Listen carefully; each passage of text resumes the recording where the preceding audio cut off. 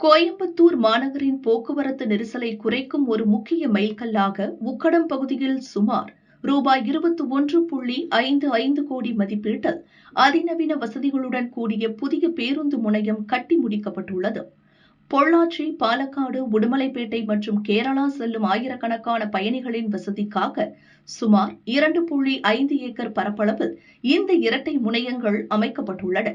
இந்த திட்டத்தின் மிக முக்கிய சிறப்பம்சமாக ரூபாய் 430 கோடி செலவில் கட்டப்பட்டுள்ள உக்கடம் ஆத்துப்பாலம் மேம்பாலத்துடன் இந்த பேருந்து நிலையம் நேரடியாக இணைக்கப்பட்டுள்ளது. இதற்காக தனியாக ஏறுதளங்கள் அமைக்கப்பட்டுள்ளதால் பேருந்துகள் நகரின் நெரிசலுக்குள் நுழையாமல் மேம்பாலத்தின் வழியாகவே விரைவாக வெளியேற முடியும்.